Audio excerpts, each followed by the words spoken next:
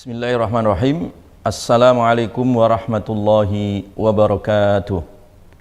Alhamdulillahi wa kafa, wassalatu wassalamu ala nabiyyina Muhammadin istafa wa ala alihi wa ashabihi ahli sidqi wal wafa wal akibatu litaqwa. Amma ba'd.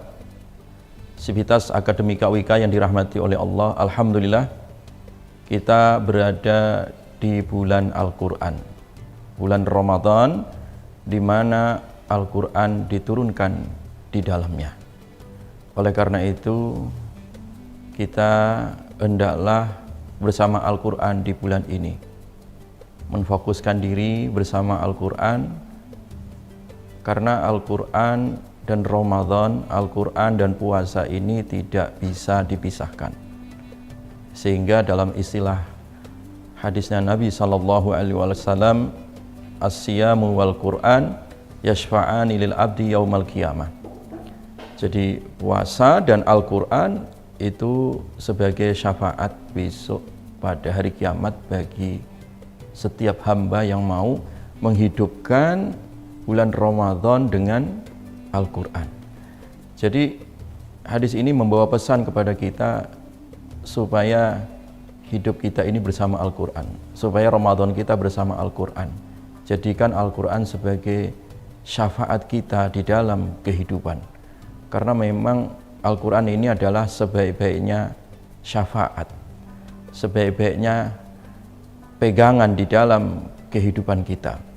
Dan Al-Quran akan datang besok menjemput kita di padang mahsyar dan menjadi hujjah yang membela bagi siapapun yang hidupnya bersama Al-Quran, apalagi berada di bulan Ramadan.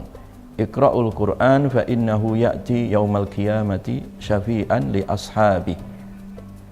Baca Al-Quran, karena sesungguhnya Al-Quran besok akan datang pada hari kiamat membawa syafaat.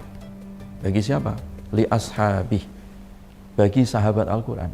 Oleh karena itu kita harus menjadi sahabat Al-Quran, menjadi orang yang dekat dengan Al-Quran dengan cara membacanya, ya, kemudian mentadaburinya, mengetahui maknanya, dan juga mengaktualisasikan di dalam kehidupan, mengaktualisasikan kita di dalam kehidupan. Al-Quran sebagai petunjuk, Al-Quran sebagai garis pandu di dalam kehidupan yang menuntun ke jalan yang benar. Jadi itulah makna di mana kita menjadikan Al-Quran sebagai syafaat di dalam kehidupan dan juga pasca kehidupan kita di alam dunia ini. Karena Al-Quran adalah sebaik-baiknya syafaat. Iqra'ul Quran fa innahu ni'mas syafi'. Baca Al-Quran karena Al-Quran itu adalah sebaik-baiknya syafaat. Di riwayat yang lain dijelaskan Al-Quran syafi'un musyaffa', ya. Jadi Al-Quran itu memang sebagai syafaat yang terbaik, ya. Bagi siapa? Bagi orang-orang yang hidupnya bersama Al-Quran. Jadi oleh karena itu perlu kita programkan kehidupan kita bersama Al-Quran, lebih-lebih di bulan Quran ini. Nabi saja bersama malaikat Jibril, ya, keduanya tadarus, ya, menfokuskan diri di bulan Al-Quran ini. Nabi yang di dadanya ada Al-Quran dan malaikat Jibril yang membawa wahyu Al-Quran dari Allah itu memberikan contoh kepada kita untuk tadarus, ya, untuk mengkhatamkan Al-Quran di bulan Ramadan ini. Jadi sungguh sayang kalau kita tidak khatam di bulan Al-Quran. Nah, supaya kita bisa khatam di bulan Al-Quran harus diprogramkan. Misalkan setiap hari kita membaca 1 juz sehingga nanti ditargetkan 30 hari sudah bisa khatam. Atau silakan bisa lebih dari khatam sekali. Berkali-kali semakin baik, ya. Kalau kita memang memiliki kemampuan. Maka dulu para ulama kita memiliki antusias yang sangat-sangat tinggi, ya. Sebut saja misalkan panutan kita Imam Asy-Syafi'i rahimahullah, ya. Beliau mengkhatamkan Al-Quran di bulan Ramadan 60 kali, ya, 60 kali khataman, ya, khatam 1 kali di siang hari, khatam 1 kali di malam hari. Mungkin kita bertanya, logikanya seperti apa? Bagaimana seseorang bisa khatam 60 kali atau sehari 2 kali khatam?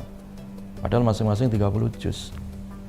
Jamaah sekalian, ya, logikanya adalah kalau orang itu sudah lancar dan menyatu jiwanya bersama Al-Quran, bacaannya sudah sangat kuat, bacaannya sudah sangat mutqin, khatam Al-Quran, membaca Al-Quran, apalagi bagi orang-orang yang sudah hafal Al-Quran, itu hanya membutuhkan kurang lebih 10 jam, ya. Jadi 30 juz itu bisa 8 sampai 10 jam. Artinya apa? Ya, artinya kalau kita memanfaatkan di siang hari 8 jam atau sampai 10 jam itu khatam, ya.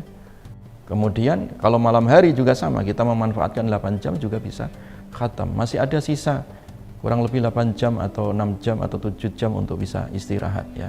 Artinya sangat memungkinkan gitu, ya. Sangat memungkinkan bagi orang-orang yang hatinya dibukakan, dilapangkan untuk bersama Al-Quran.